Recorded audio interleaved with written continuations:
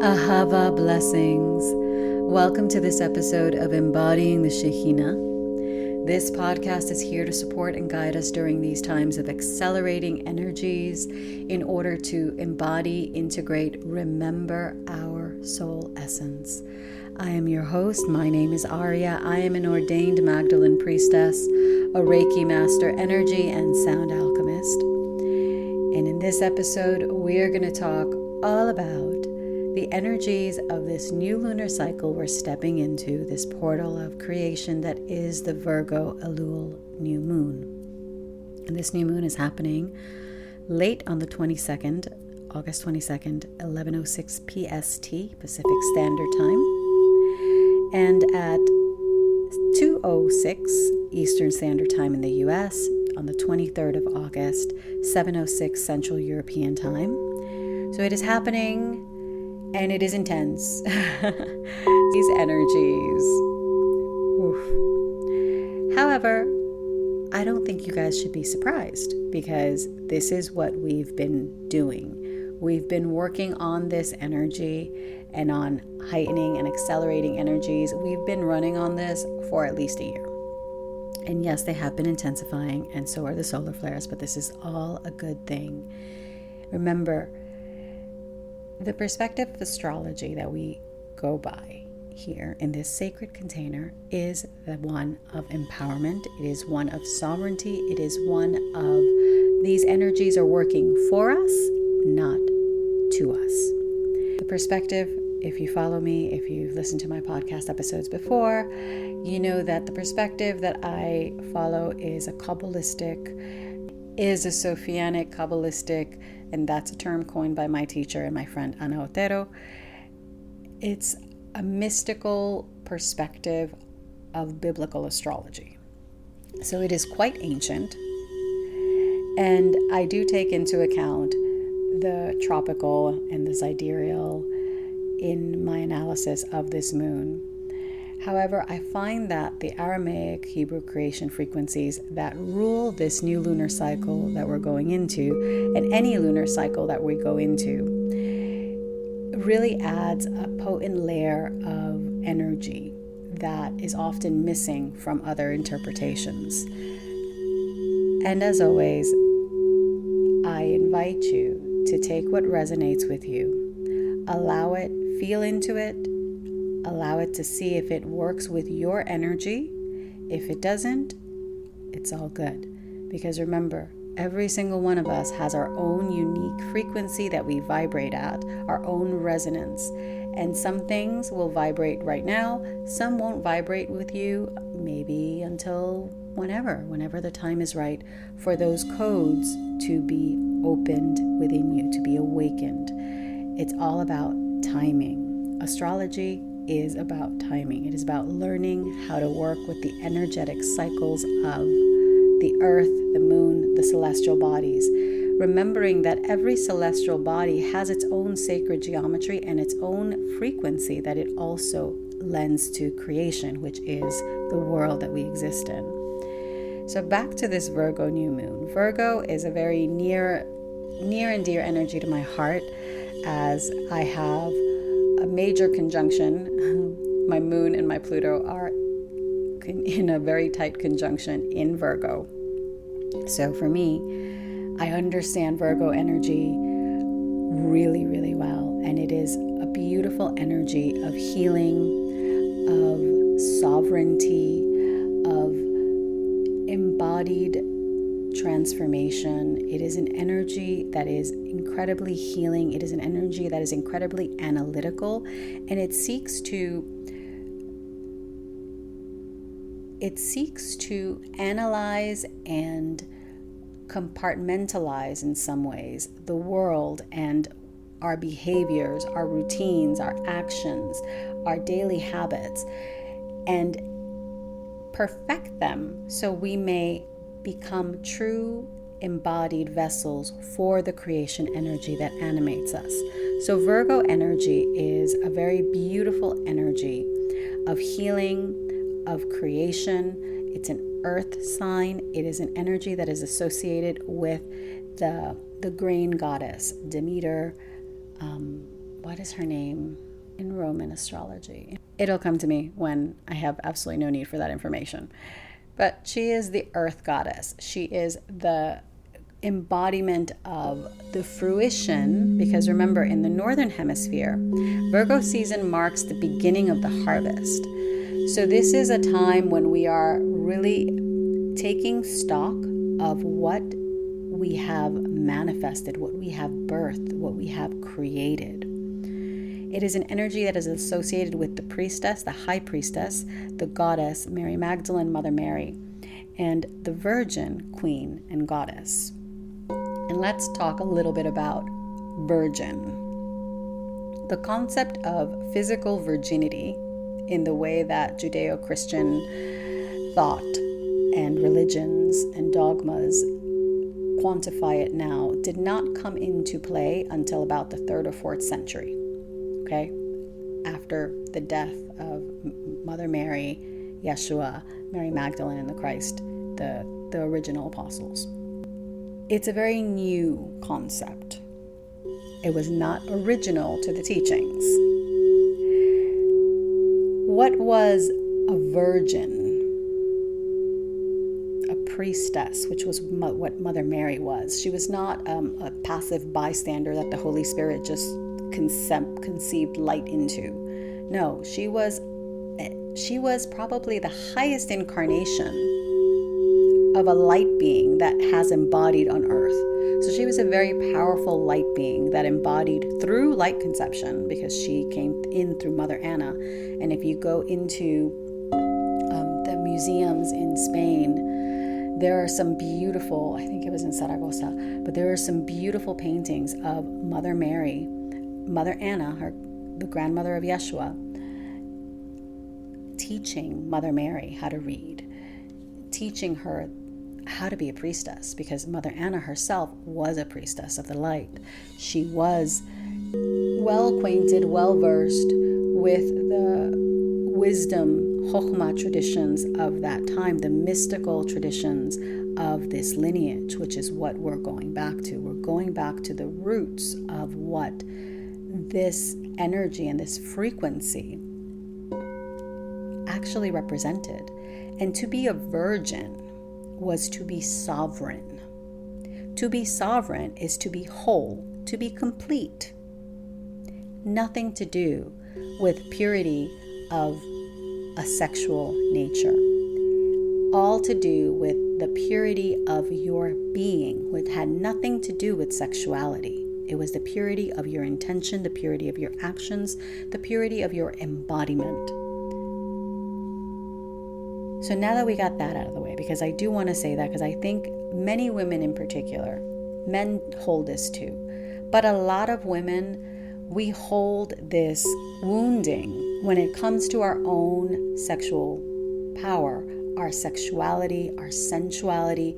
We hold a lot of guilt and shame and trauma because of how society has distorted for power, for control, for manipulation, for money, etc., what it means to be a virgin, what it means to be sovereign, what it means to be an embodied priestess of the light. This means that you consecrate your life, you are uniting your life with the divine. This doesn't mean that light conception in those times happened with the absence of a male partner. It could happen with a male partner. Light conception was a practice and a technology, a spiritual technology that was used. And you can find it in many other lineages. You can find it in the Buddhist pantheon. It is said that Maya birthed Gautama, Siddhartha, the Buddha, through light conception. It is found in the Asian, Chinese, it is found all over the world where there were these highly trained priestesses that conceived high ascended master beings through their sacred vessel, because woman is the portal for creation, for the unseen to be born into the physical manifested world. They were the portals, and they were the ones that chose to learn and to prepare their vessels to be able to birth, conceive, to gestate, and to birth the light into humanity. This is something that we are remembering. This is particularly important during Virgo season, because Virgo season, we're in the shadow. If we speak about this world, we know that there is light and dark. Why? Because we exist in this plane of duality. The purpose of duality is to teach us to come back into union. We can't come back into union if we don't understand and don't comprehend what the shadow of something, how it manifests, and how it manifests within us, within each and every one of us. The shadow of Virgo is perfectionism. It is being overly hypercritical and being so stuck in the head that you don't move forward because you're trying to make everything perfect, but you're not taking into account that everything already is perfect. God, Divine, Mother, Father, God, Goddess, Allah, makes no mistakes. There are no mistakes to creation. You are not a mistake. Whatever you've experienced is not a mistake. All of it is a manifestation of the divine, for the divine to experience itself through that. So this energy, it's time we remember, and I'm moving away from reclaiming, because to reclaim means that someone took it away from you. To reclaim, there's a certain bit of anger and hostility and resentment and pain and trauma that comes with saying you're reclaiming your power, reclaiming your sovereignty, reclaiming your femininity, whatever. Stick whatever adjective you want to stick there. There is a certain, you gave your power away and someone took it from you. That's what I should say. Someone took it from you, but the truth is that you gave it away, which means it could never actually reside outside of you. It was always within you, even when you thought you gave it away. So it really is about coming back into remembrance of who we are, of ourselves as soul, as infinite, as sovereign, as fully embodied. Whether you're in a masculine or a feminine embodiment or whatever, it does not matter. Every soul is perfect, just as it is, with your trials and tribulations, with your joys, with your pain, with your success, with your quote-unquote failures, because remember, there are no failures. So this is particularly important to remember during Virgo season, because there is the tendency to be overly in your head about how things need to get done. And what's happening in the sky, let me just tell you,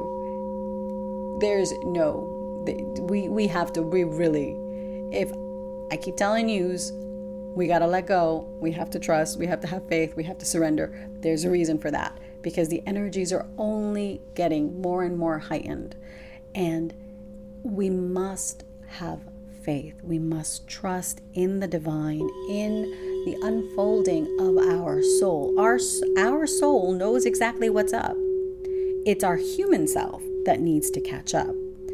And the more that we get in the mind, because there are two Aramaic frequencies that created Virgo that are ruling this season. One of them created Mercury, which rules Virgo, Reish, and it has to do with the mind. Mercury is the mind. So the ego gets in the way of you fulfilling your mission and your purpose. In order to embody the higher aspect of this sovereign virgin queen energy, this energy that moves forward boldly with complete trust and faith, we must get out of the ego. We must step into deeper humility. We must get out of the mind and come back to the heart. The sacral and the throat chakras are activated during this season, and this moon is happening at 0 degrees. 0 degrees is a critical degree. It is the cosmic womb. It is all and nothing. It is the infinity, the eternity, the infinite potential that exists in the emptiness, that is empty and whole at the same time, because in its emptiness, it is complete with creation. It is full of creative, infinite potential. It's just in its raw, unseen essence, in its purest form. This is the energy that is being rained and showered upon us during this moon. We have the opportunity to come back into our primordial essence, to embody our full and radiant infinite selves, to recognize that every moment is a seed. Every word, every action, every thought, everything is yet another way that we can express creation and the divine through us, through our sacred vessel. It is important during this time to let go of victim and martyr programming, because Virgo separates and eliminates the chaos of the ego in its highest essence, so you can embody your sacred essence. You can be free to express your infinite self. And in order to be free to express this infinite part of ourselves, we must let go of the programs and the patterns and the karmas and the limiting beliefs and everything that keeps us in separation. And that deeply involves victim and martyr programming. If you think that something is being done to you, if you compare yourself to others, you're falling prey to that mentality, that us versus them. And no one wins that game. If we play in the game of duality, constantly trying to one-up something or another, we're going to lose, because that is not a solution. That is perpetuating more of the same, and it is up to us to transcend that energy, that frequency that seeks to divide and seeks to obfuscate and confuse, and that seeks to separate ourselves, not just from our soul, but from the divine, from one another, from the earth, etc. We cannot live like this anymore. This energy is, so there is what's happening in the world, well, in the cosmic realms, I should say. What's happening in the cosmic world is there is what is called, the configuration is called the finger of God. It's called a Yod configuration. And it is what happens when there's a sextile between two planets, and then there's two inconjunctions between those planets and a third party. That third party, so it's like a very skinny triangle. That third party is the sun and moon at 0 degrees of Virgo. And the inconjunctions are happening with Pluto and with Saturn and Neptune. So there's a lot of potent energy in the mix. And I want to talk about the Yod, because Yod created Virgo. And Yod is interestingly the name of this astrological configuration.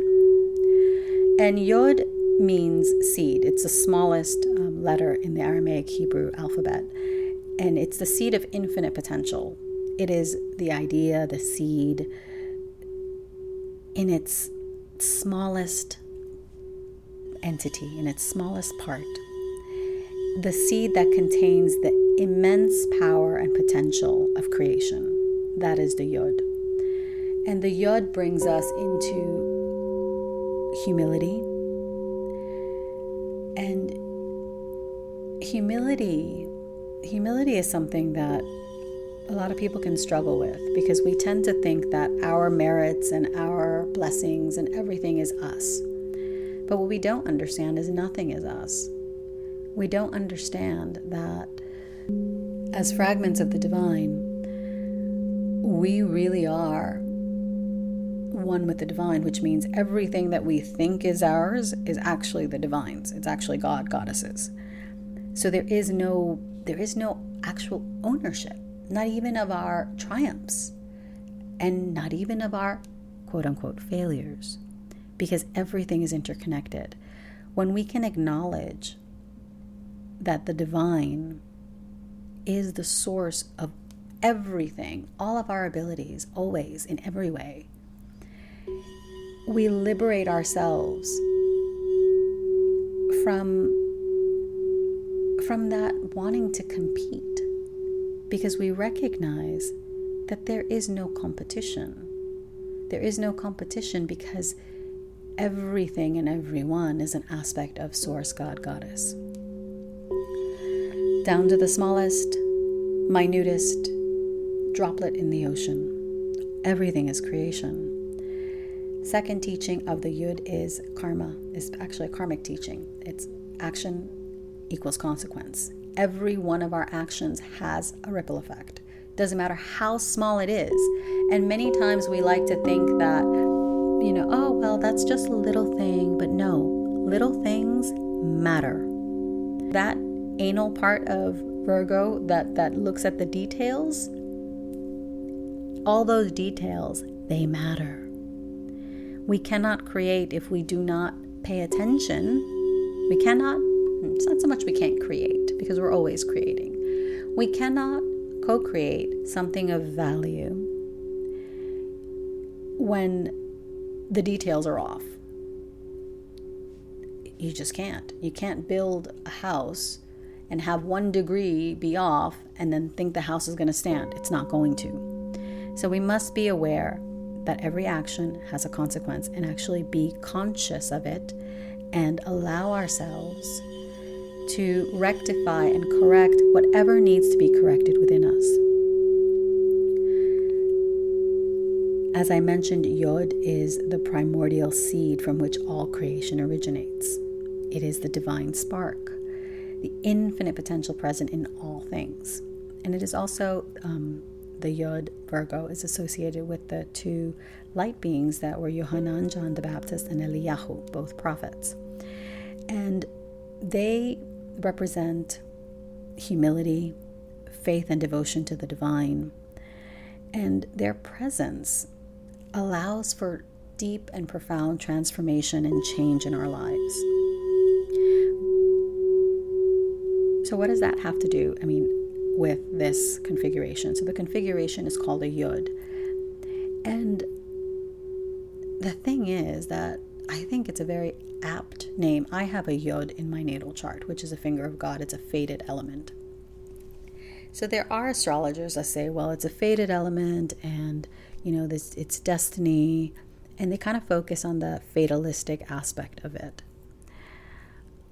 My perspective, with the wisdom that I have gained from my studies, is that this is one of the deepest and most potent configurations, because in this configuration, we hold the seed for infinite expansion, infinite transformation, infinite growth, infinite embodiment of our soul.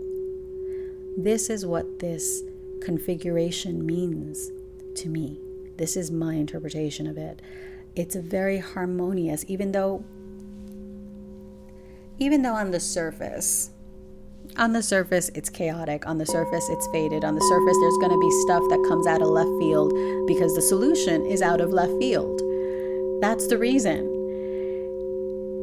But that is the beauty and the harmony of this configuration. If you surrender to the energy, the answer will come from an unexpected place. And that unexpected place is your infinite alignment to the divine. That is where it comes from. We don't need to understand everything. And that is the pitfall, another pitfall of Virgo. Virgo wants to quantify, understand, analyze, know for certain that this, if I do A and I do B, then C follows, and that's how it rolls. No, that's not how it works. We must learn that in this human experience, in this thing we call life, there are some aspects that are within our control, and yet there are many more that are not close to us, but they're hidden. That's the word. They are hidden from us. And they are hidden from us because at that point, we're not ready. We're not ready to be the vessel to incarnate that light. We're not ready for that promotion. We're not ready for that soulmate. We're not ready for the baby. We're not ready. We're not ready. And it's okay to be not ready. It's okay to not be sure of how things are going to work. Because newsflash, we don't know how anything is going to work. Even those of us who are highly intuitive and read energy, we tune into multiple timelines. So there are multiple timelines that open up with every action and with every word, with every thought. Multiple timelines open up. Multiple timelines are open in one single moment. You can sort of, as an intuitive, know what's coming down the road. However, for certain, no. There are no guarantees because we are in this co-creative spiral, in this co-creative dance with the divine energies, with creation itself, expanding creation every moment. So we cannot know.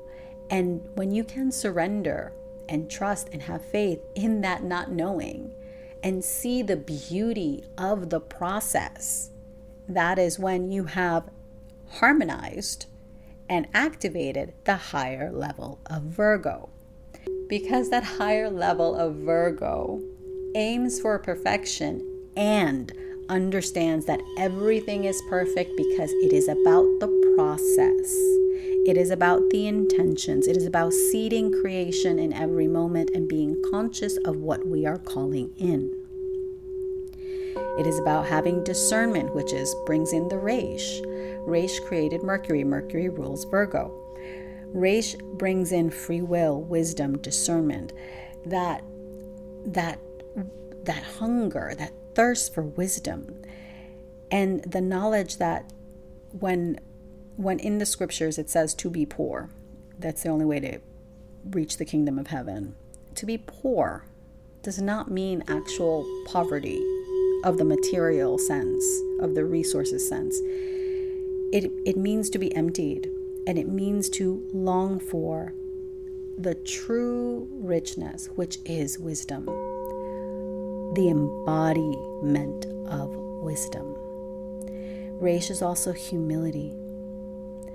In order to receive the wisdom, we must be open. We must be emptied. We must be cracked open. And some of us, myself included, we need to be fully cracked.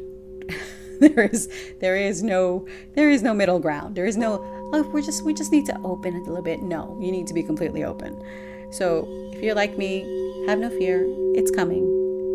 It's just a matter of surrendering. And I laugh because of how much I resisted this concept of just allowing myself to just be fully decimated.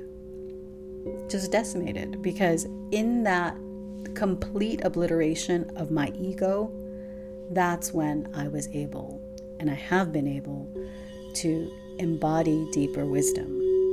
And that's the path, that dissolution of the self to be reconfigured and then dissolved again and reconfigured. It's that eternal cycle, that spiral of creation, that is that embodiment of wisdom. So wisdom, Sophia, only comes when you are humble.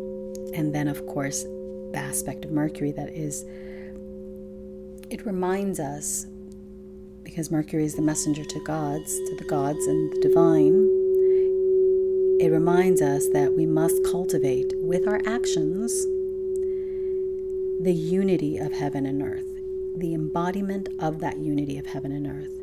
And we must strengthen our relationship with the divine. That's that frequency. Wisdom, discernment, just always working on that relationship with the divine. Because whether we're looking for a partner or a new job, what we're truly looking for is union with our soul and the divine. That is ultimately the goal of our experience. The goal of our experience is that union, that merging, that infinite oneness, that experience of that infinite oneness in our human form. It's important with this configuration to let go. Let go of everything you think you know, how you think it's going to work out.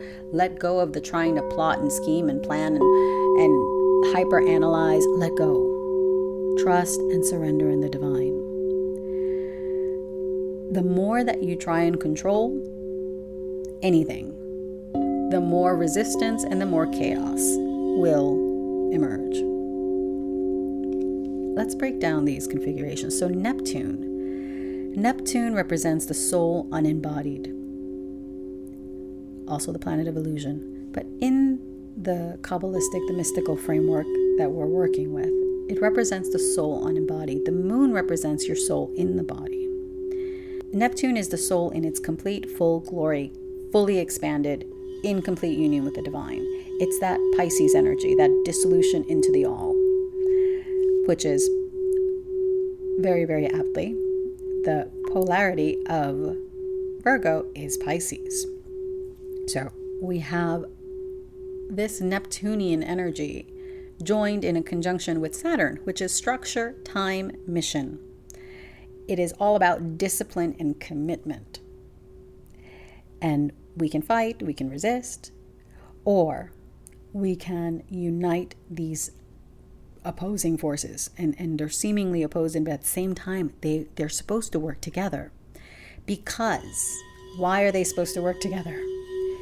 Because we do need the structure and the discipline and the commitment and to know what time it is in order for us to embody and live our mission. We cannot embody and live our mission in this physical plane without Saturn, without the energy of Saturn. We cannot do what our soul incarnated to do, to embody, to correct, to heal, without discipline, without commitment, without structure, without understanding how time works in this physical realm, because we live in this physical realm. Together, these two energies, Neptune and Saturn in Aries, represent the importance and the necessity for us to be in oneness and in union, and to know that everything is valid, all of it is relevant, all of it is a part of our mission. There is no separation. Separation is an illusion.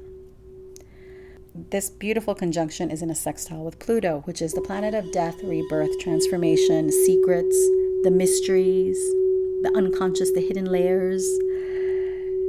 And this keeps coming up. We have the ability with this conjunction and with this configuration to access the unconscious and hidden layers that have been keeping us from the full embodiment of our mission and our soul. But, here's the but, we have to allow ourselves to see.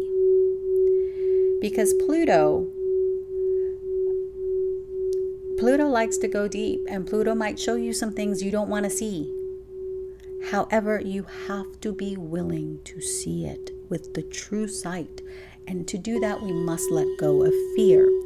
We must stop allowing fear or what will other people think or whatever other nonsense we plague ourselves with to stop ourselves from evolving into our next iteration.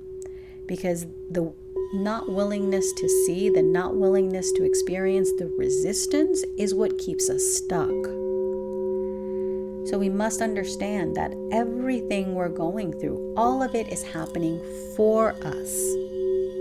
And of course, there's the sun and the moon in Virgo at 0 degrees, a critical degree. So we have infinite possibilities opening up for us if we are willing to allow ourselves to enter into the primordial waters of creation. And before we enter these waters, we must allow ourselves to be purified by the fires of purification. and then we enter the primordial waters of creation to be rebirthed in our sovereignty, our mission, embodying our soul. As I mentioned, there is no need to reclaim. All we must do is remember. Create the space for you to align with the truth of your being. You are soul. You are infinite and expansive. You are embodied, here for a reason, to express the divine Allah's, God, Goddess's nature through your experience. That is absolutely beautiful and perfect in and of itself. You are love. You are light. And yes, it is challenging. Yes, it is hard, quote unquote, and you got this.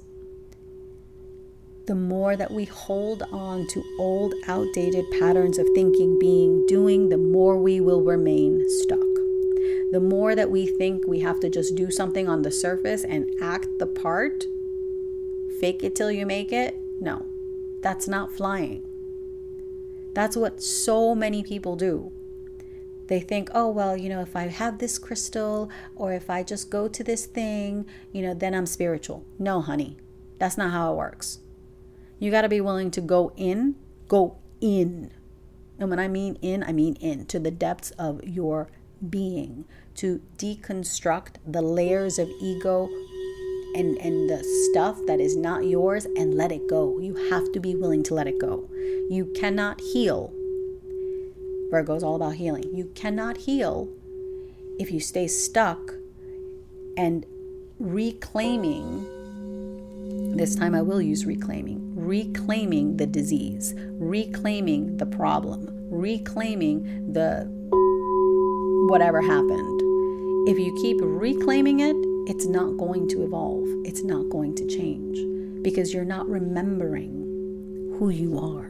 You're not remembering that you chose this because you knew this would bring you to a deeper level of evolution, a deeper level of embodiment, a deeper level of sovereignty and empowerment when it comes to your soul mission and your purpose and your human incarnation.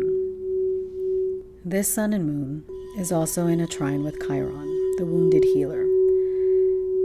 This brings us deep, profound healing that is on a subconscious and even quantum levels.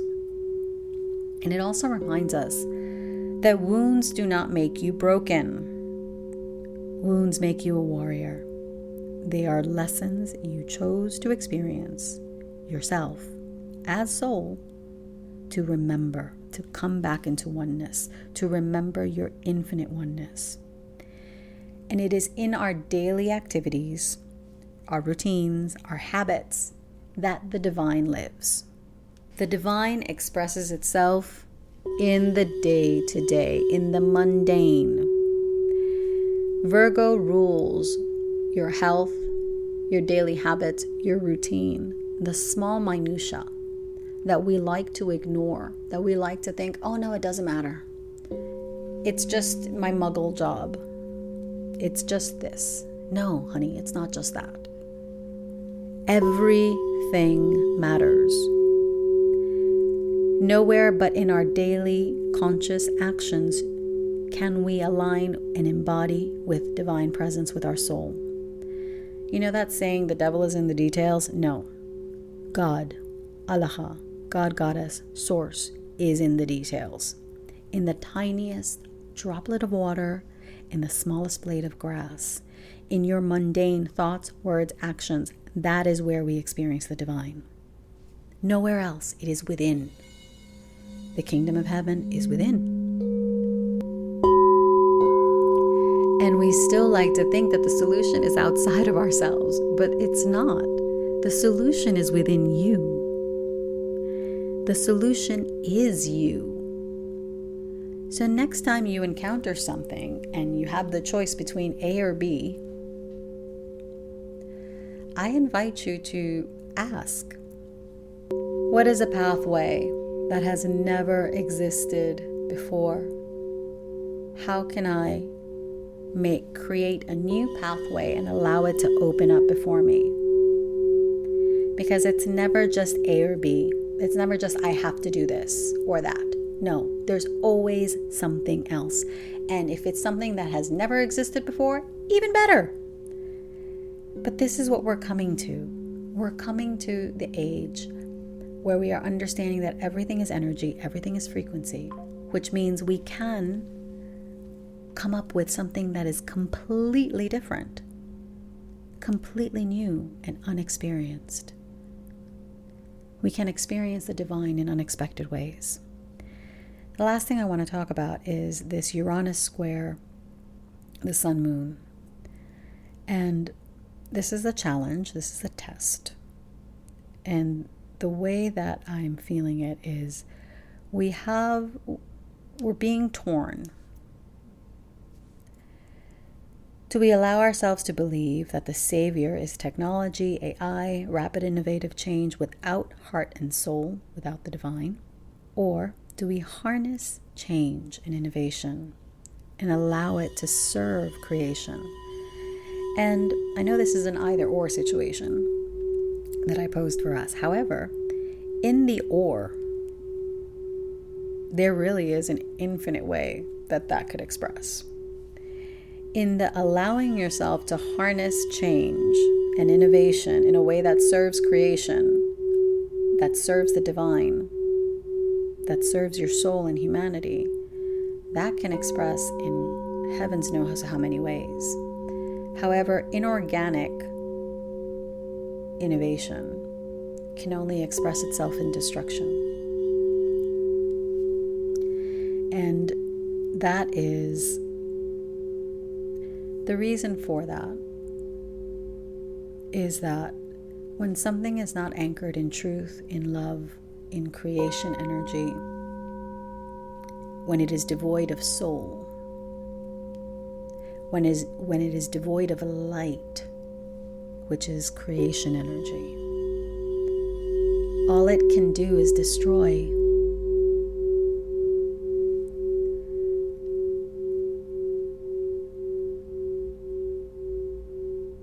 And we have to figure out where we're going to lie on that spectrum. Do we live and remember our harmony, our oneness with the earth, with Gaia? Or do we continue to live in exile, separate from ourselves, from God, from the divine, from the earth, thinking that the solution is outside of us? The solution is to give our power away to something external. That's that Uranian energy that's coming in. Uranus is fast, Kundalini energy, technological advancements, innovation. However, when we allow ourselves to be ruled by technology, by something that is devoid of soul, devoid of presence, devoid of divine spark, when we allow that to rule us, we allow ourselves to be separated from our infinite selves, from the divine, from Source, God, Goddess. And that being said, it's a very important moon because we really have a profound and deep opportunity to allow ourselves the space to create the container, to sanctify the vessel for your expansion, for your creation, for your embodiment of soul and the divine through your actions, through your thoughts, through your words, your frequency, your resonance.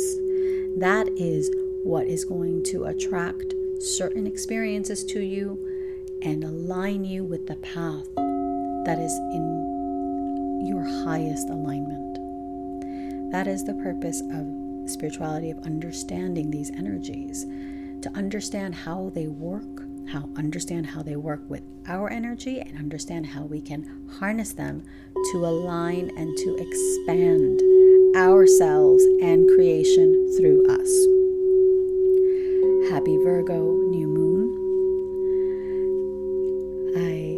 This is really it's a very exciting energy because this is also the beginning of eclipse season.